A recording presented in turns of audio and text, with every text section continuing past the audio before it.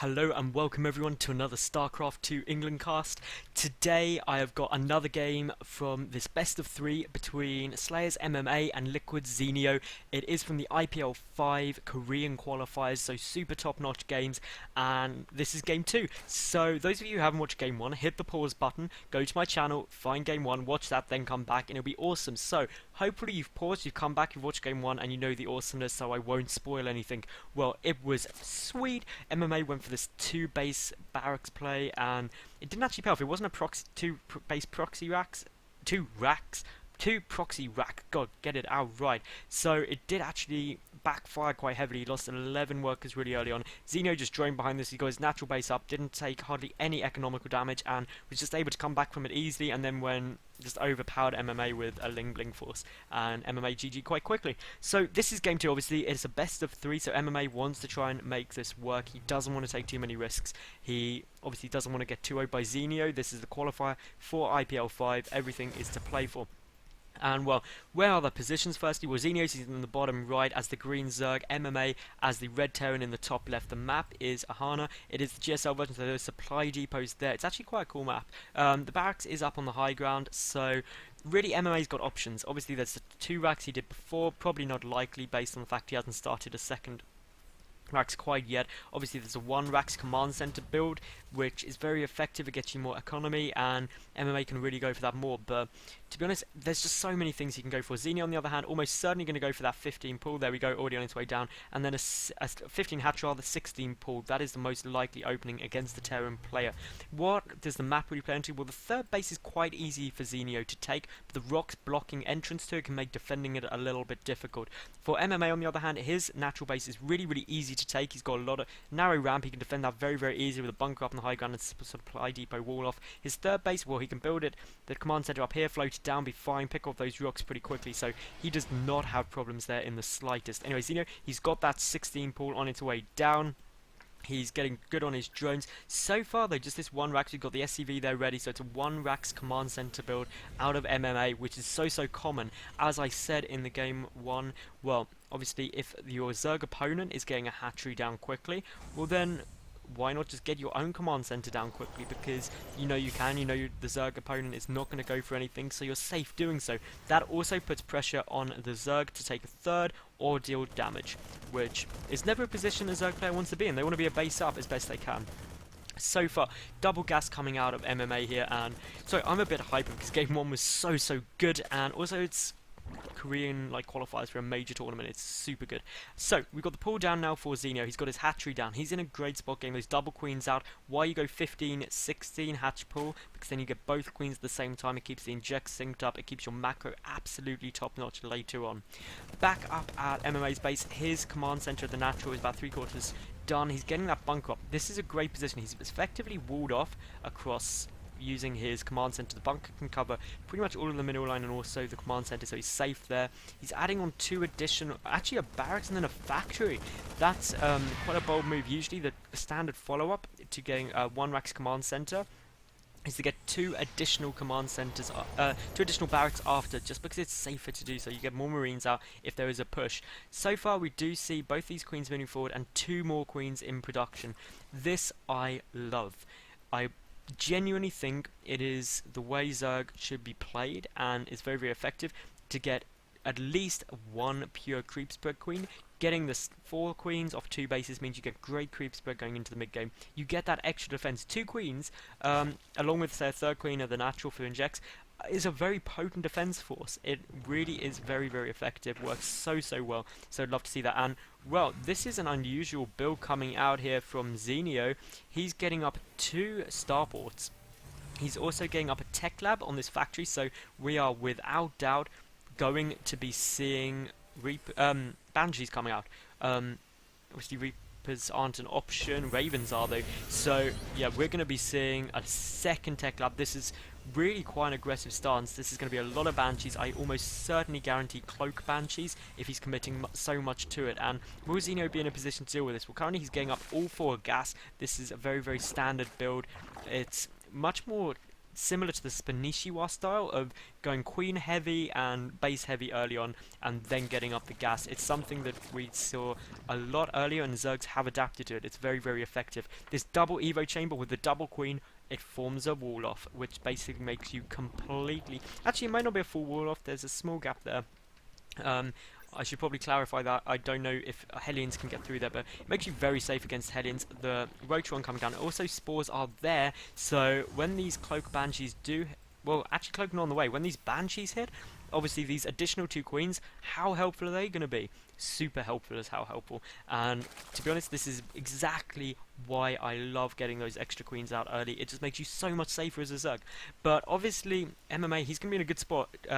Having 4 Banshees out really early, they can do a hell of a lot of damage. And essentially, it's just the queens, and if spores come out, which we'll be defending. The only downside for MMA, he's got a slight risk of if Zenio just decides to come and attack him with a big Ling Bling push, it can be a little bit difficult. We do have Zenio trying to take a third, but that SCV is going to hold it off.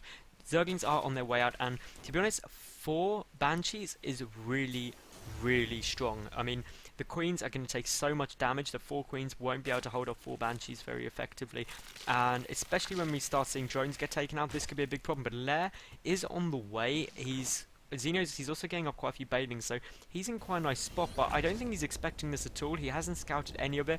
We've got the double engineering bay and a 3rd command center on its way out as well, so MMA doing some amazing play here. The first 2 Banshees are about to hit. The queen is there, but just look how quickly that queen melts. Well, that is 1 queen down already. We've got more drones coming down. The double queens will probably scare off these Banshees for the moment, but remember, we've got 2 more coming in. And do you see how quickly a queen melted to 2 Banshees? Imagine what 4 are going to be like. This 3rd base almost certainly going to get denied here. Zenio has no way to defend this at the moment. He is getting spores up. They're going to be effective, but again, with only 2 spores on 4 Banshees, that is going to be pretty scary. The queens are coming down to try and keep this base up, but in come the reinforcements, and suddenly these queens are just melting. But a great transfuse comes out from Zenio, but the rest of these queens, they are taking damage after damage, and if he loses all of his queens, Zenio loses so much production as well, which is not fun in the slightest. So he's now only injecting off of 1 base.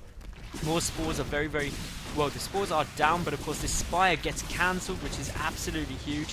1 Banshee falls, but MMA is doing so much damage here, it is crazy. The Evolution Chamber will finish the upgrades, which of course is pretty key. 1 Banshee getting very, very low on health, wisely pulling that back to go and repair, because Banshees are very expensive units, and there was a big commitment here. The rest of the Banshees, 1 goes down, but 1 will pull away.